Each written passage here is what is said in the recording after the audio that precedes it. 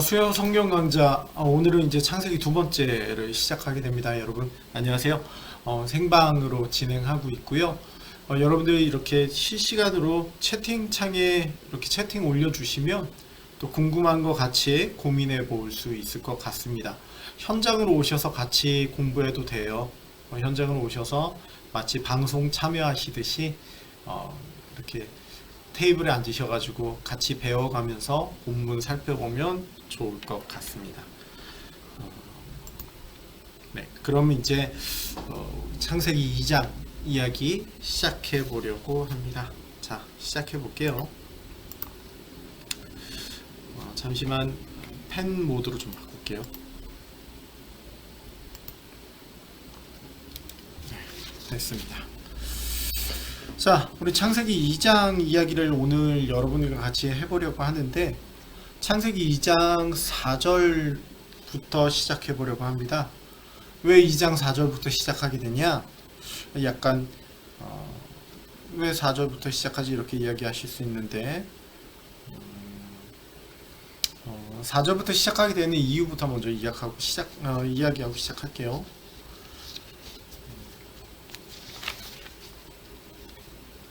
원래 여러분 창세기가 아니라 성경에 장절이 있습니다.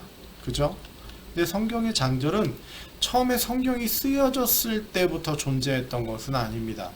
후대에 본문 보는 것을 좀 본문 보기가 용이하게 하기 위해서 용이하도록 장절을 나중에 이제 넣게 된 거예요.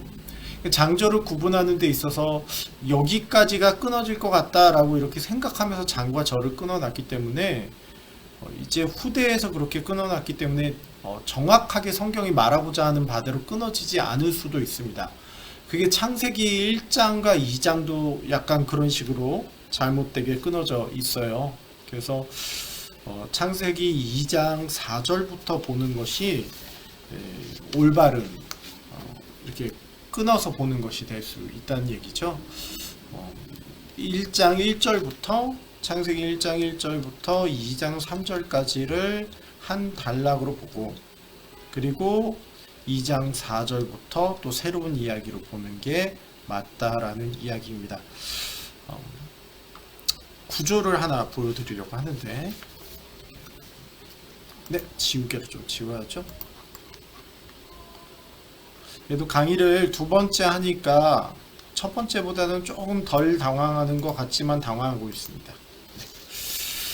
우리 창세기 1장 1절을 보면 이제 하나님께서 천지를 창조하시는 것에 대한 이제 선포가 나오게 되죠. 하나님이 천지를 창조하시다는 선포가 나오게 되는데, 2장 1절에 이제 그 천지 창조에 대한 이야기가 이제 마무리되게 됩니다. 근데 그때 이제 안식하시는 게 이때 이야기예요. 2장 1절에서 3절이 하나님이 이제 안식하셨다는 이야기가 나오게 되는데, 그때 사용되었던 이 원어들이 저게 C와 C-, B와 B-, A와 A-로 서로 대칭되게 만들면서 일종의 키아스틱 구조를 만들어 주게 되죠. 이 키아스틱 구조는 여러분 성경에서 많이 쓰는 구조입니다. 이런 식으로 서로 대조되게 만드는 것인데, 언젠가 한번 성경의 구조에 대한 부분도 한번 수요 성경 강좌 때 이야기를 해보려고 합니다. 그때 이제 가운데 X가 상당히 중요한 이야기가 돼요. 여기에서 X는 당연히 이 창조 전의 상황과 창조의 마무리를 다루고 있는 창조에 대한 중요한 얘기, 1장 2절부터 31절까지의 이야기를 중요하게 다루고 있죠. 아무래도 천지 창조에 대한 이야기를 할 때 선포하지만 그 창조가 어떠했는지를 좀 자세히 설명해야 되지 않겠습니까? 그래서 그 가운데 부분이 상당히 중요한 부분으로 다루어지게 된다는 겁니다. 그래서 사실 이렇게 해서 하나의 묶음으로 사실 끊어지게 된다는 게 학자들의 공통된 관점입니다. 그리고 나서 이제 2장 4절이 시작된다는 얘기죠. 오늘의 본문은 이제 2장 4절부터 시작된다고 얘기 들었는데, 아까 그 구조를 보여드렸지만 그것 말고도 또 2장 4절부터 새로운 단락으로 봐야 한다는 이유가 몇 가지가 있습니다. 그 몇 가지 이유를 이야기해 드리려고 해요. 2장 4절이 이렇게 시작해요. 이것이 청지가 창조될 때 하늘과 땅의 내력이니 여호와 하나님이 땅과 하늘을 만드시던 날에 블라블라 이렇게 이야기가 나옵니다. 이 천지 창조될 때 하늘과 땅의 내력이다 라고 이렇게 이야기를 하게 될 때요, 그 원문에서는 톨레도트라는 표현을 씁니다. 이 톨레도트라는 표현이 창세기에서 상당히 특이하게 사용되어지는 표현인데 10번 정도 쓰여집니다. 창세기에 10번 정도 나오게 되는데, 이 10번 나오게 될 때마다 이 새로운 본문의 전환을 이끌어내는 일종의 이 표시가 되어주는 게 이 톨레도트입니다. 그러니까 뭐 톨레도트라는 것이 뭐 새로운 마치 이야기를 이제 새로운 시즌이 시작됐다라는 것처럼 일종의 신호를 주면서 본문을 읽는 사람들에게 이제 새로운 이야기를 또다시 접하게 만드는 거죠. 뭐 정확한 표현은 아닙니다만 마치 이런 거예요. 자, 지금부터 이 이야기를 들어봐. 이런 식의 이야기로 진행이 된다는 거죠. 그래서 새롭게 이야기가 시작된다는 걸 보여주게 됩니다. 그래서 이후에 창세기 뭐 5장 1절부터 뭐 이렇게 블라블라 이렇게 나오게 돼요. 이런 것들 보시면서 이런 것들 보시면 이제 본문이 새롭게 이야기를 시작한다라는 것을 우리가 볼 수 있습니다. 그렇기 때문에 앞서 2장 1절에서 3절까지는 앞서 1장으로 연결하는 게 맞다 보여지고 2장 4절부터 새로운 이야기가 되었다라고 보면 좋을 것 같습니다. 지금 제가 모니터가 없어서 핸드폰으로 모니터를 하고 있는데 강의 안에다가 지금 컴퓨터 넘기고 그림까지 그리고 약간 지금 조금 열악한 환경에서 하느라고요. 여러분 양해해 주시기 바랍니다. 자, 또 하나 2장 4절부터 시작됨을 보게 되는 증거들이 앞서 얘기했듯이 구조에서도 그러했다고 얘기 드렸고요. 구조에서도 그러했다고 얘기 드렸고, 그리고 이 톨레도트라는 일종의 표시도 2장 4절이 새롭게 시작된다는 것을 보여줍니다. 또한 이런 표현도 있습니다. 이 1장을 보시면요, 창세기 1장을 보면 태초에 하나님이 천지를 창조하시느라 라고 이야기를 하게 되죠. 그때 이제 천지 할 때 이게 하늘이고 이제 땅입니다. 그래서 하늘을 먼저 쓰게 되고요. 그리고 땅을 쓰게 돼요. 그러니까 하늘을 그리고 땅을 이란 얘기입니다. 그래서 하늘과 땅을 먼저 쓰게 돼요. 2장에 넘어와서도 2장 1절에서 천지와 만물이 다 이루어지니라 얘기 나올 때 여러분 여기서도 이 하늘이 먼저 나오고 그리고 땅이 나옵니다. 2장 4절에서도 천지가 창조될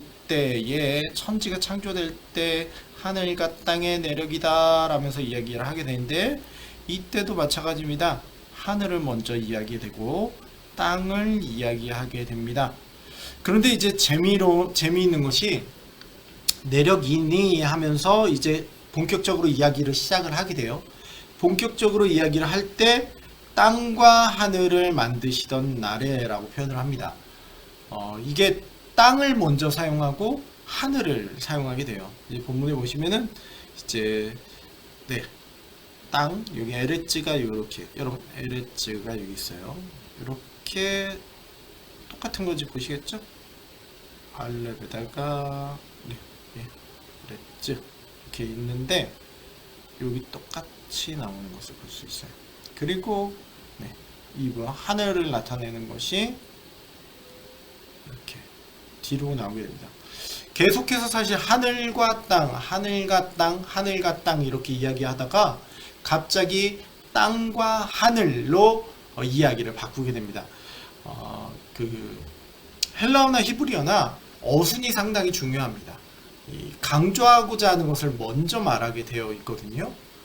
그렇기 때문에 이 땅을 먼저 이야기했다는 것은 그 전까지의 패턴들이 하늘을 먼저 이야기해왔는데 갑자기 땅을 이야기하게 되는 것은 상당히 땅이 이제 땅의 이야기를 좀 해보겠다라는 것으로 들어가게 되는 것이죠. 그래서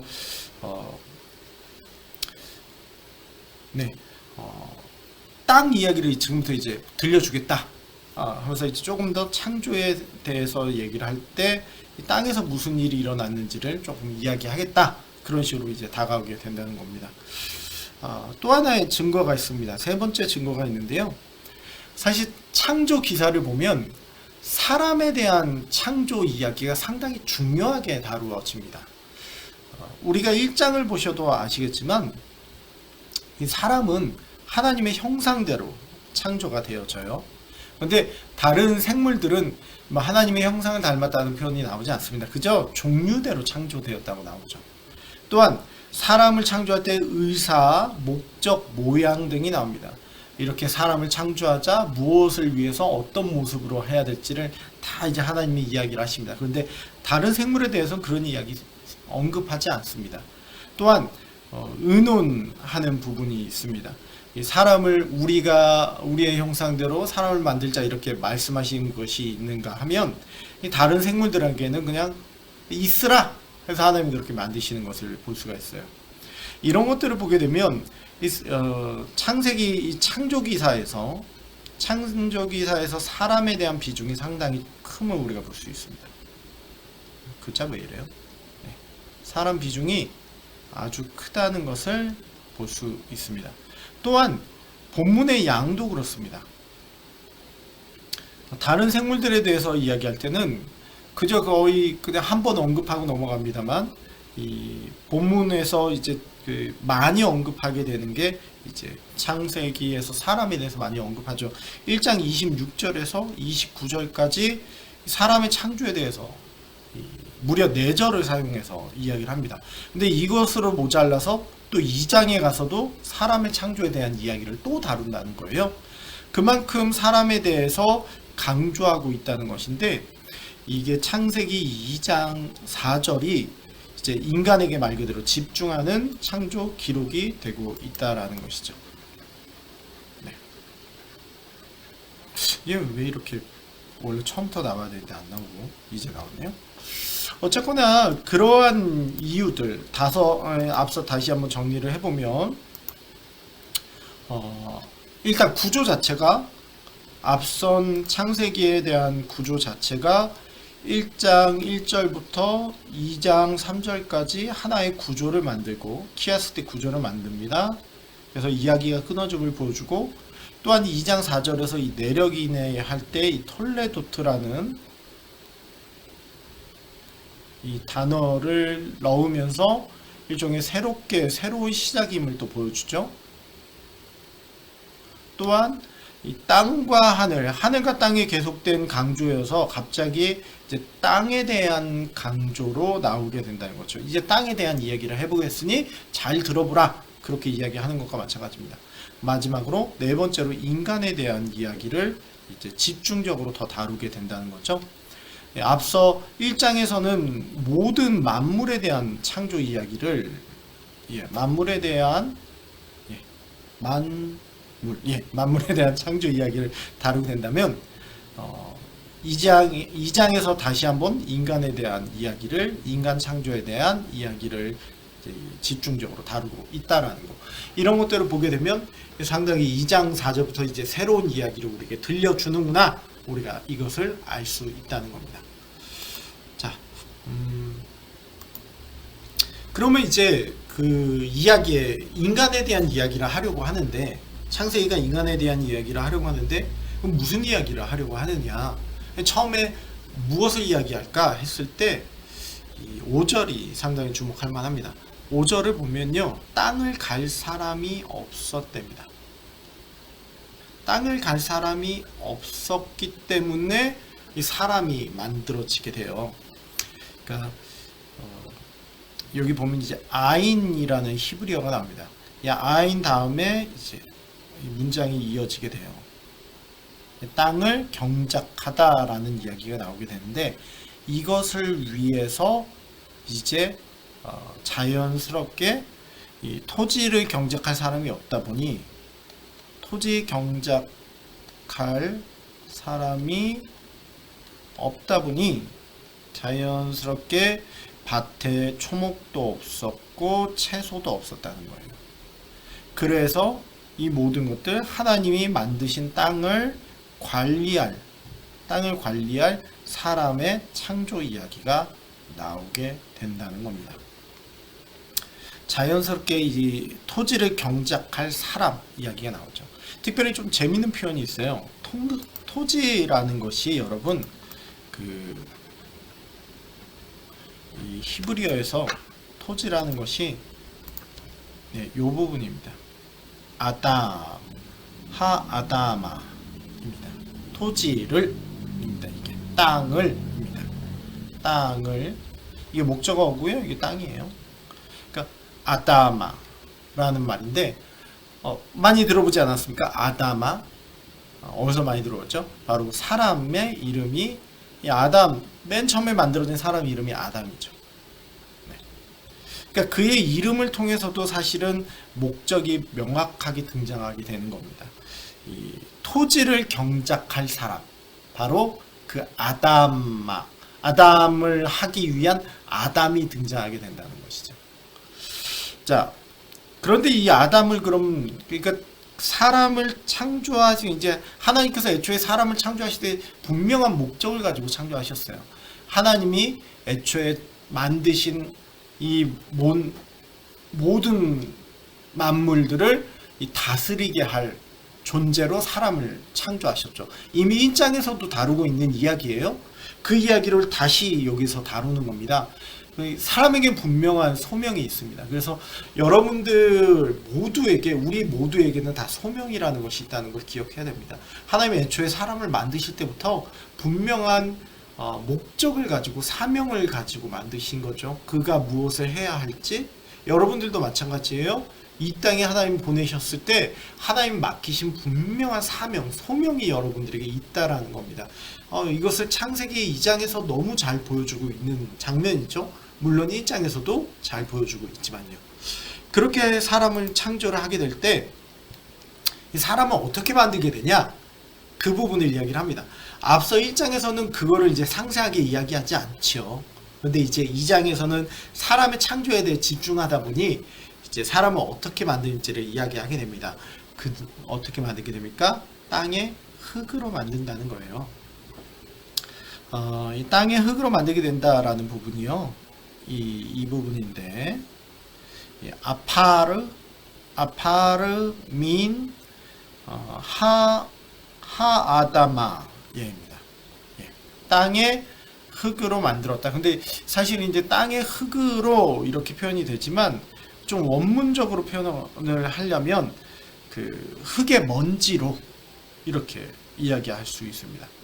흙의 먼지로 만들었다. 그러니까 사람을 만들었는데 뭘로 만들었냐? 흙의 먼지로 만들었대요. 여러분이 먼지라고 하면 뭐 그렇게 중요한 존재가 아니지 않습니까? 뭐 쉽게 그냥 말 그대로 청소되어져야 될 진짜 쓸데없는 존재. 그게 먼지잖아요. 그래서 성경은 하나님이 그 보시기에 좋았더라라고 말할 만한 귀한 창조를 하신 세상을 맡기시기 위해서 대리인을 만드시는데 그게 사람이었어요. 근데 그 사람은 무엇으로 만들어지냐? 뭐 다이아몬드나 왜 무슨 이렇게 뭐 이렇게 히어로 영화에서 뭐 희귀한 금속이 뭐 비브라늄 뭐 이런 것으로 만드는 게 아니에요. 진짜 어디 가서 쓸데없는 그 먼지 가지고 만드신다는 거죠. 그 먼지 가지고 만들어진 사람이라는 거예요. 이 먼지로 번역을 안 하고 진흙으로 보시는 학자들도 있습니다. 왜냐하면 이 표현이, 이 단어가 사실 먼지나 진흙이 이게 좀 병영돼서 이렇게 사용되는 경우들이 나와요. 아무래도 이제 그 히브리어 문법의 히브리어 이제 문학적인 구조 같은 걸 따져보면 이제 좀 다른 표현으로 이렇게 표현할 때들이 있습니다. 다른 단어를 써서 표현할 때들이 있어요. 그럴 때 이제 먼지로 표현할 때 있고 또 이어서 바로 진흙 이렇게 표현할 때들이 있어서 이걸 진흙으로 이렇게 보는 시각도 있습니다. 저는 근데 이제 먼지로 보는 게 맞지 않나 싶어요. 어쨌거나 이제 먼지로 만든다는 거죠. 아이러니하게 흙을 경작하기 위해서 만들어진 사람은 흙으로부터 지어진 존재라는 겁니다. 흙을 다루기 위해 태어난 존재가 흙으로부터 만들어진 존재라는 겁니다. 그런데 이 인간에게 정말 뭐 그렇게 특별할 거 없는 인간에게 하나님이 뭘 하시냐면은 이 생기를 불어넣으신다는 거죠. 그 하나님의 생기가 그 흙 먼지 투성이에 이 먼지 덩어리에 하찮은 존재를 생영으로 만든다는 겁니다. 네, 죄송합니다. 르페네스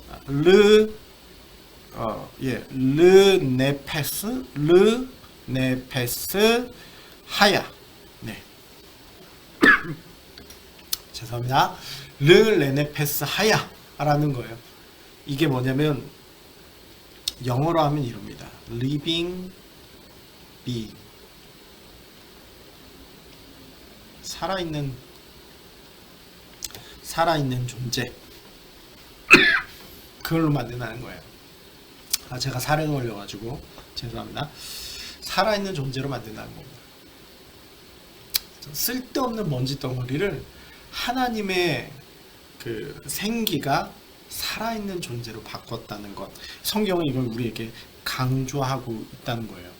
여러분 이 부분을 기억하면요, 사람에게 이 하나님이 없으면 얼마나 초라한 존재인지를 본문은 우리에게 잘 전달해 줍니다.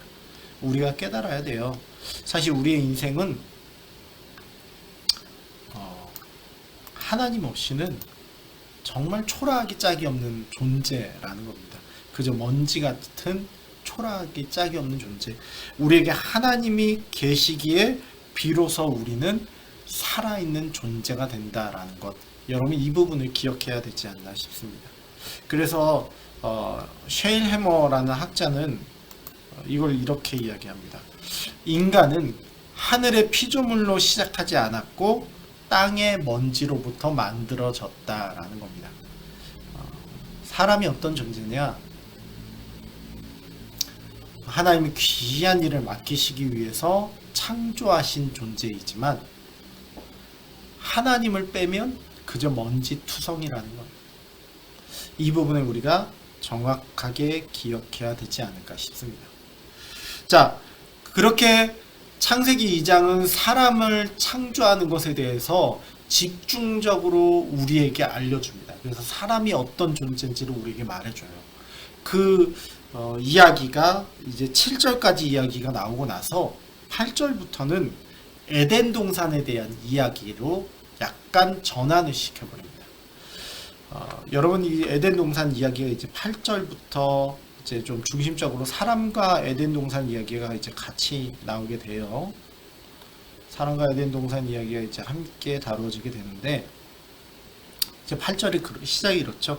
여호와 하나님께서 그 동방의 에덴에 동산을 창설하시고 지으신 사람을 거기 두시니라 해서 에덴 동산에는 뭐가 있는지 뭐 좋은 나무들이 있었고 또 생명나무도 있었고 선악을 알게 하는 나무도 있었고 또 에덴에서는 이제 강들이 이렇게 흘러나왔다 이런 이야기들이 나오게 됐죠.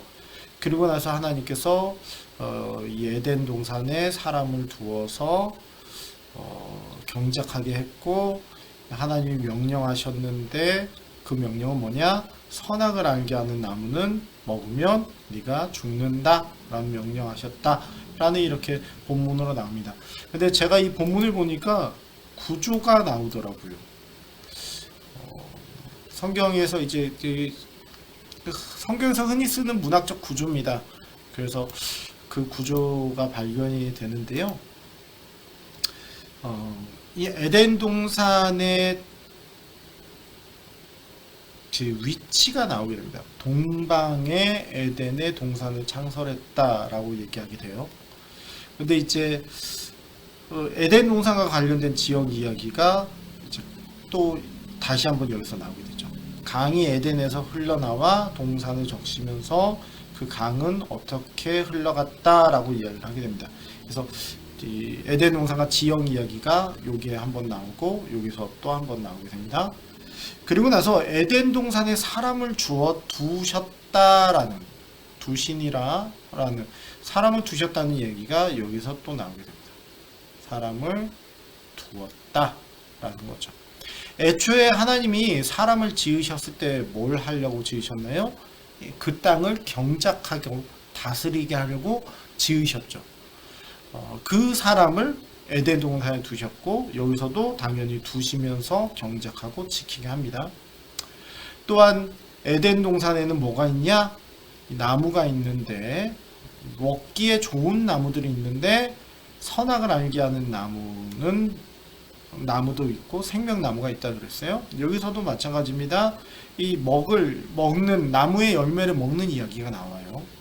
이게 나오게 되는데 선악을 알게 하는 나무의 이야기가 당연히 나오게 되는데 여기서는 이제 죽는다는 얘기가 나오죠. 여기서 생명과 조금 대조가 되는 장면이 나옵니다. 그래서 이거를 좀 구조화시키면 이렇습니다. 에덴 동산과 지형 동쪽에 위치해 있다라는 것이고 이제 A-로 가게 되면 에덴 동산과 지형 했을 때 에덴에서 나오는 강들로 이렇게 설명을 하게 됐죠. 에덴 동산에 사람을 두심이 이제 B가 된다면 여기서도 에덴 동산에 사람을 두심이 B 다시가 됩니다. 여기에서는 15절에서는 경작하기 위해서라는 명확한 목적을 이야기하지만 여기에서는 말하진 않습니다. 8절 후반절에서는 말하지 않지만 앞서서 경작을 위한 목적으로 창조된 인간임을 이미 4절에서 7절까지 다 설명을 합니다. 자연스럽게 대조되게 만들어놨죠. 다음에 C도 그렇습니다. 에덴에 있는 나무들, C-에덴에 있는 나무들. 주목하게 만드는 가운데 있는 생명나무, 선악을 알게 하는 나무가 있는데 여기서도 이 아무거나 앞서서 이제 여러 열매 있는 나무를 얘기해요. 먹을 수 있는 열매. 근데 여기서도 먹어도 되지만 선악을 알게 하는 나무는 먹으면 죽는다라는 표현은 앞서 생명나무와 대조가 되는 장면이죠. 성경에서 이런 문학적 구조를 사용하는 이유는 간단합니다. 조금 더 의미를 명확하게 하고 풍부하게 전달하기 위해서 대조가 되거나 이렇게 반복이 되게 되면 본문에 있는 사람들이 조금 더 그게 머릿속에 들어오게 되거든요. 그런 목적을 위해서 이런 식의 구조를 만들어 간다는 것이죠. 앞서서 그 강의 시작 전에 제가 참고한 아티클들의 저자 이름들을 맨 앞에 올려놨어요. 그 부분들의 의견들을 참고하면서 제가 나름대로 연구한 것들을 지금 말씀해 드리고 있는데 이 구조 같은 경우에는 이제 제가 발견한 구조고요. 충분히 그렇게 볼 수 있는 근거가 있는 것 같습니다.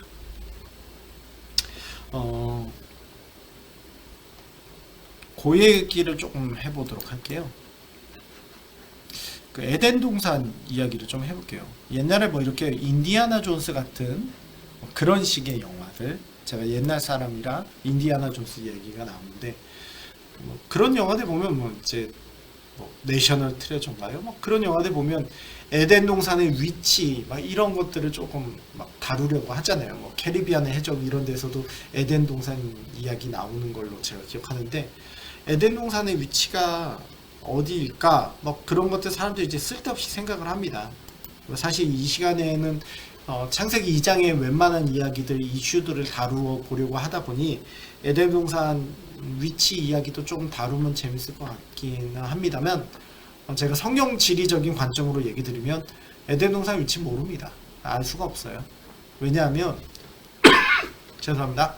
왜냐하면 노아의 홍수 사건 이후에 노아의 홍수 사건 때 이미 지형이 다 바뀌어버리기 때문에 알 수가 없는 게 성경 지리 그쪽 관점에서 명확하게 그렇게 이야기를 합니다. 알 수 없습니다. 물론 이제 조금 고대 근동에서 알 수 있을 만한 땅 이야기들이 나와요. 구스 땅, 지금의 에디오피아 지역입니다. 그래서 둘째 강의 이름은 기혼이라고 얘기하는데 구스가 에디오피아로 보기 때문에 에디오피아 쪽에 있는 나일강, 기혼이 나일강이라고 생각하는 학자들이 많습니다. 또한 셋째 강의 이름은 히데길이라 이것을 이제 티그리스 강으로 보게 되죠. 티그리스, 티크 아니에요? 티그리스 강으로 봅니다. 아수르 동쪽으로 흘렀다. 상당히 원래 아수르 지역의 그 위쪽 부분이 이제 티그리스 강이 있거든요. 티그리스가 있고 아수르가 이렇게 있어요. 그리고 그 아래 흐르는 강이 유프라데스 강입니다. 그래서 여러분 티그리스 강과 유프라데스 강에서 문명이 발달하는데 그게 메소포타미아 문명이죠. 인류의 4대 문명 얘기할 때 메소포타미아 문명, 나일 문명, 인더스 문명, 황하 문명 얘기하잖아요. 근데 여기서 이제 기혼강이 이제 만약에 나일강이라면 2대 문명을 여기서 다 다루게 되죠. 에덴 동산 쪽에서 흐르는 4개의 강 했을 때 이 셋째 강, 히데겔과 유브라데 강, 티그리스 강과 유프라테스 강, 이 메소포타미아 문명, 그리고 기혼, 나일강에서 나일 문명, 이렇게 2개의 문명을 다룬다는 거죠. 사실은 이 강의 이 에덴 동산에 대한 표현을 할 때 나름대로 이 맨 먼저 성경을 읽었던 독자들은 중동 지역에 있었던 독자들 아닙니까? 그들이 먼저 그 성경 말씀을 보게 되는데 에덴 동산 하면 되게 좋아할 수밖에 없어요. 왜냐하면 중동 지역에 물이 풍부하지 않은 그 지역에 강이 4개나 있어요. 에덴 동산은. 더구나 기혼강, 히데겔강, 유브라데강 이런 것들은 말 그대로 세계 4대 문명 중에 2개 문명을 대표하는 강들인데 얼마나 좋은 곳인지를 보여주게 되는 것이죠. 성경에서 이게 특히 창세기에서 물이라는 게 되게 좋은 곳으로 다루어지게 돼요. 그 창세기 13장 10절을 보면요. 창세기 13장 10절을 보면 이런 얘기가 나옵니다. 아브라함과 조카 롯이 재산이 너무 많아져서 이제 서로 갈라서야 돼요. 그때 아브라함이 네가 선택하면 나는 그 반대쪽으로 갈 테니까 너 어디를 갈래 물어보게 됩니다. 그때 조카 롯이 어디를 선택하냐면 그 소돔 지역을 선택을 합니다. 그때 소돔 지역의 특징을 이야기를 할 때 물이 많다라고 그래서 에덴 동산 같았다라고 얘기를 합니다. 그러니까 이 물이 많다는 것은 엄청난 축복이었습니다. 그러니 에덴 동산은 물이 많은 곳이었다. 이 엄청난 축복임을 보여주는 것이고, 또 하나가 뭐냐면 금이라는 거예요. 금, 순금, 이 베델리엄, 이게 베델리엄을 진주로 보는 학자들이 있더라고요. 그리고 호마노는 이 그 제사장이 그 에봇에 이렇게 달게 되는 보석 중에 하나가 이제 호마노입니다. 그러니 이 에덴 동산에 대해 설명을 할 때 정말 좋은 것들이 있는 곳이었다. 이런 식으로 위치적으로도 그렇게 설명을 하는 장면이라는 거죠. 재밌는 부분입니다. 그래서 사실 뭐 이거 가지고 설교할 부분도 아니고 여러분들 뭐 이거 갖고 은혜 받을 부분도 아닙니다. 그냥 학적으로 그냥 얘기하는 거고요. 단 한 가지 이제 강조하게 된다면 얼마나 에덴 동산이 좋은 곳인지를 첫 독자들에게 우리는 별로 와닿지는 않아요. 근데 처음으로 창세기를 읽었을 고대 근동에 살았던 첫 독자들에게는 에덴 동산이 말 그대로 정말 좋은 곳이었다는 것을 잘 설명해주는 포인트가 이 부분이라는 것이죠. 자, 네, 이 구조 이야기로 다시 좀 돌아갈게요.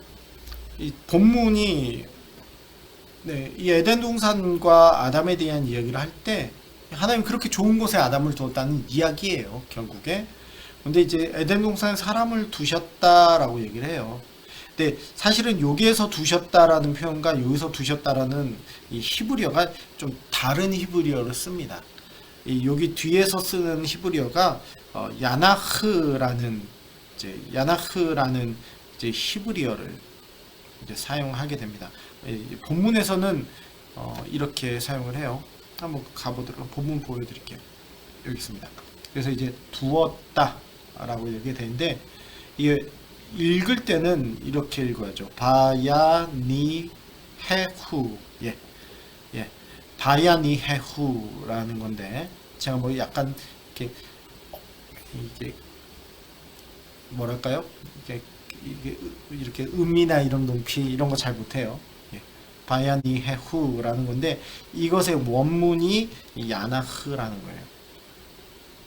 야나흐라는 겁니다. 야나흐, 이게 두다라는 얘기예요. 근데 하나님이 사람을 그렇게 창조하셔서 그곳에, 그 에덴 동산에 두셨다는 거죠. 그리고 무엇을 시키셨냐? 경작하고 지키게 하셨다는 거예요. 이 얘기입니다. 경작하고 지키게 하셨다. 근데 이제 경작하고 지키게 하셨다, 이 부분에서 우리가 깨달아야 될 부분이 있어요. 뭐가 있냐면,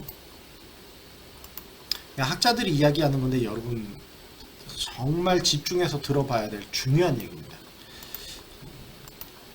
이 경작하다라는 거, 말 그대로 이렇게 밭을 경작하다, 뭐 그렇게 쓰이기도 하잖아요.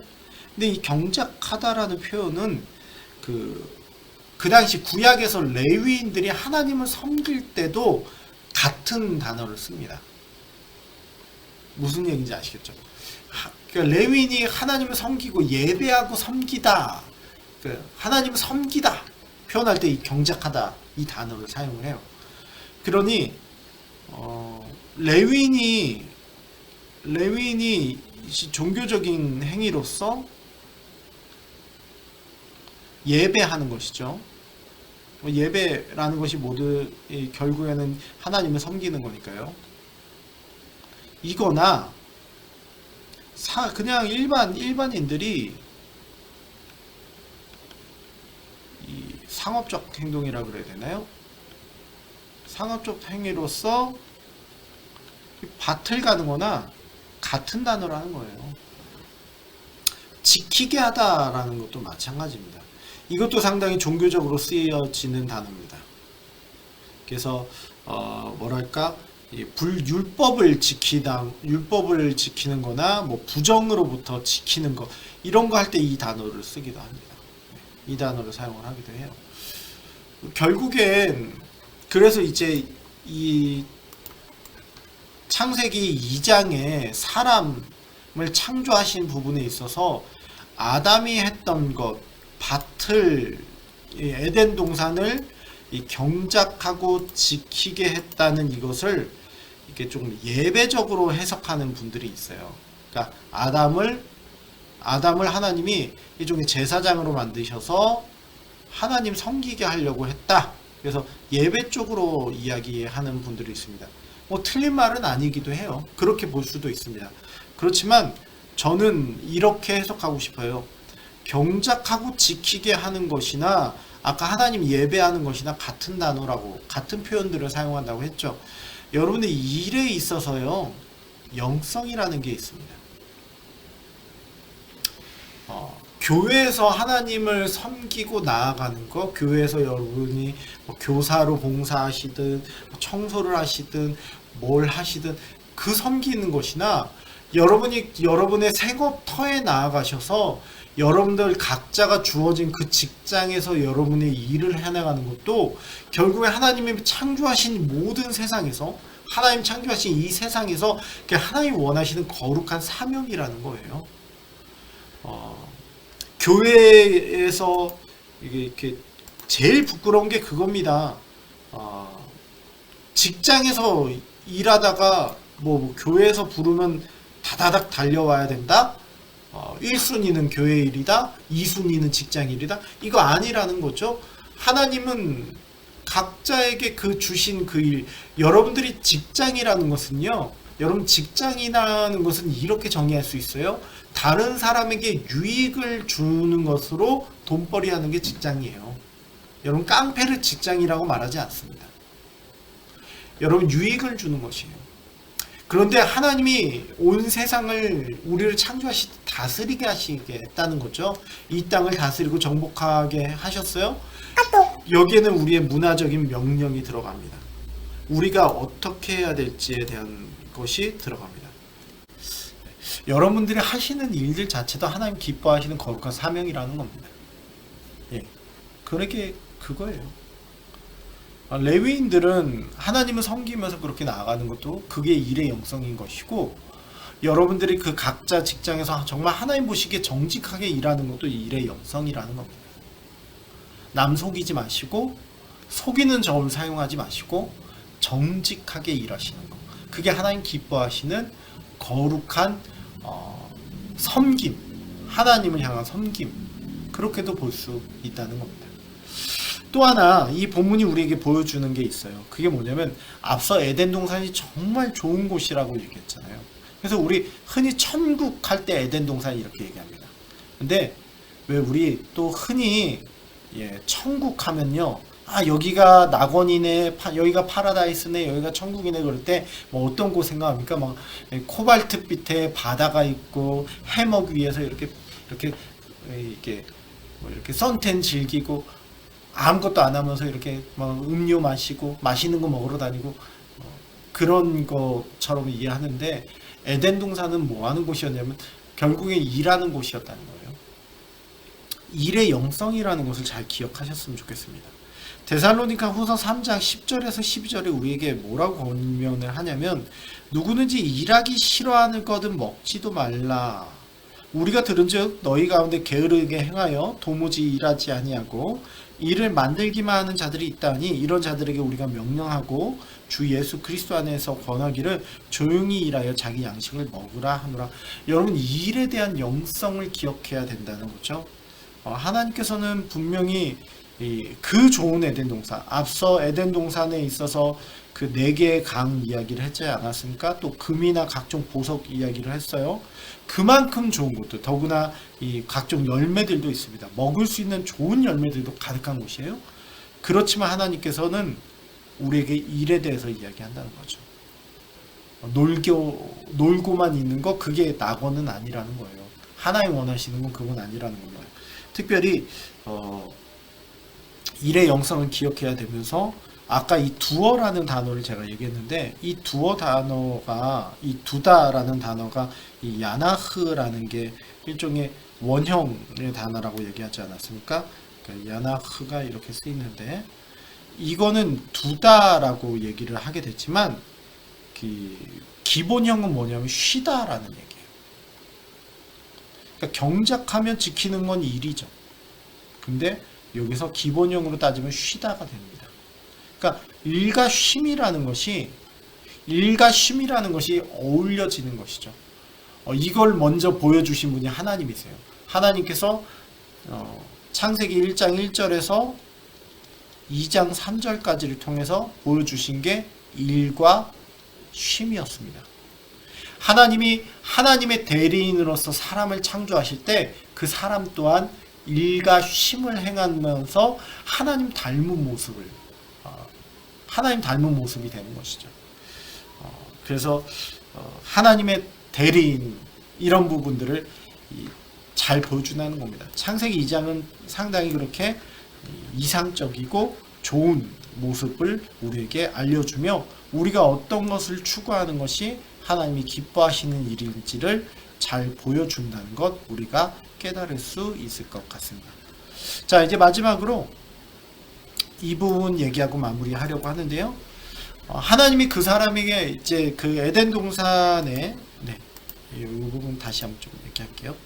자, 이쪽으로 돌아가서, 그러니까 그 좋은 동산을 주신 하나님은 결국에는, 제가 지금까지 한 얘기가 뭡니까? 그 좋은 동산 주셨지만 여기서 일의 영성 얘기했고, 그리고 하나님 닮은 모습이라는 겁니다. 일과 쉼, 결국 하나님이 닮은 모습, 하나님의 대리인의 모습 보여준다는 것, 우리가 깨달아야 될 것 같아요. 그리고 나서 이제 하나님이 16절 17절의 이야기를 하시는데, 물론 이 부분이랑 연관이 됩니다만, 하나님 뭐라고 그러시냐면 명하여 이르시되 선악을 알게 하는 나무의 열매 먹지 말라라고 얘기하세요. 이게 그 선악을 알게 하는 나무의 열매 먹지 말아라 얘기하는 이 부분에 있어서 이거가 일종의 우리 시험, 아담을 향한 시험, 이런 식으로 본문 해석하는 분들 많은데, 일단 그것이 먼저 포인트가 아니라 제일 먼저 포인트는 명했다라는 거죠. 그러니까 결국 하나님의 명령을 따르지 못할 때는 죽게 된다는 겁니다. 여러분, 이 부분이 상당히 중요하지 않나 싶습니다. 사실 선악을 알게 하는 나무, 실제로 그런 나무가 있어서 그 나무 먹으면 선을 알고 악을 알게 되는 게 아니라 그렇게 해석하는 학자들은 없거든요. 결국엔 뭐냐면 인간이 하나님을 의존하지 않고 자기 마음대로 자기 뜻대로 선과 악을 판단해서 살아가는 것, 하나님으로부터 독립되어 버리겠다는 것, 그걸 창세기 3장에서 뱀이 뭐라고 유혹하냐면 이거 먹으면 네가 하나님처럼 될 수 있다라고 얘기해요. 그러니까 결국엔 선악을 알게 하는 나무의 열매를 먹는다는 의미가 뭐냐면 하나님으로부터의 독립성을 이야기합니다. 그러니까 내가 하나님이 된다는 거죠. 하나님에게 더 이상 매이지 않게 되고 내가 자유해서 하나님 내 인생에 관여하지 말라. 나는 피조물이 아니고 내가 하나님이다. 이렇게 간다는 얘기예요. 그러니까 그런 의미에서 선악을 알게 하는 나무라는 거예요. 여러분 기억해야 될 게 뭐냐면 사실은 제일 먼저 중요한 포인트는 16절에서 이 명하였다로 시작한다는 거죠. 하나님의 그 명령이 어겨지게 되면 결국 죽으리라가 된다는 겁니다. 결국 사람이라는 건 어떤 존재냐, 우리가 이 부분을 조금 기억해야 되는데, 앞서서 제가 오늘 공부를 시작할 때 그렇게 얘기하지 않았습니까? 이 사람에 대해서 다룬 본문이 창세기 2장이라고 얘기했어요. 창세기 1장이 사람 모든 만물에 대한 창조 이야기를 했다면 조금 더 정확하게 들어가서 이제 2장에서는 사람에 대해서 집중적으로 이야기를 하게 되는데, 그 사람이 어떤 존재인지를 가르쳐 주게 되죠. 사람은 어떤 존재입니까? 보잘것없는 존재예요. 사람은 먼지예요. 먼지로 만들어진 존재입니다. 그 먼지로 만들어진 존재가 살아있는 존재가 되기 위해서는 하나님 없이는 안 된다는 거죠. 사람은 참 보잘것없는 존재이고 사실 하나님 없이는 의미 없는 존재라는 이야기는 사람의 창조 이야기에서만 먹히는 게 아니라 오늘 우리에게도 동일한 게 다가와야 될 줄로 믿습니다. 여러분, 우리 하나님 없이는 nothing, 아무것도 아니라는 겁니다. 이걸 기억해야 됩니다. 두 번째는 뭐냐면 그 보잘것없는 존재인 사람을 하나님이 하나님의 대리자로 세우셨다는 겁니다. 레벨업 하게 되죠. 레벨업 하게 됩니다. 하나님의 대리인으로서 이 하나님이 만드신 피조물들을 다스릴 수 있는 존재로 만들어 주신다는 거죠. 또한 하나님 닮은 존재로 일과 힘의 모습을 갖게 만든다는 거죠. 그렇게 하나님께서 귀하게 사람을 만드신다는 거죠. 보잘것없는 존재를 귀한 존재로 만드신다는 거예요. 그게 우리에게 주는 메시지입니다. 하지만 여러분 기억해야 될 세 번째가 있습니다. 무엇입니까? 사람은 하나님의 명령을 따라야 될 존재라는 겁니다. 내가 귀한 존재, 내가 하나님의 대리자, 그러니 난 하나님과 상관없을 만큼 높은 존재, 이렇게 생각하시면 안 됩니다. 창세기 2장은 사람에 대해서 다루었다고 얘기 드렸는데, 바로 사람은 보잘것없는 존재이지만 하나님이 귀하게 대리자로 세우셨고, 그렇다고 해서 우리가 교만하지 말 것을 얘기하는 게 바로 하나님의 명령을 따라야만 하는 존재임을 우리에게 가르쳐주고 있는 게 이 창세기 2장이 우리에게 들려주고 싶은 이 부분이죠. 들려주고 싶은 이야기라는 거예요. 여러분, 창세기 2장에서 다른 이야기를 찾을 필요가 없습니다. 창세기 2장은 우리에게 이걸 말해주고 싶어하는 거예요. 소크라테스가 말했대죠. 너 자신을 알라. 우리를 알아야 됩니다. 내가 어떤 존재냐? 나 하나님 없으면 아무것도 아니다. 그리고 그런 나를 하나님 귀한 대리자로 만드셨다. 그런 내가 해야 할 것은 결국 하나님의 명령을 순종해야 된다. 이 부분을 여러분 기억하시며 나아갈 수 있으면 좋겠습니다. 네, 창세기 2장 그 후반에 대한 이야기는 다음 주에 같이 또 이야기해 보려고 합니다. 여러분 강의에 궁금한 것들은 댓글 달아주시면 되고요. 그리고 다음 주 수요일에도 저는 교회에서 이제 오픈 강의를 합니다. 마음껏 오셔서 같이 본문을 공부해 하셔도 좋을 것 같습니다. 미리 오시면 차 한잔 하셔도 될 것 같습니다. 여러분 그럼 안녕, 가보도록 하겠습니다.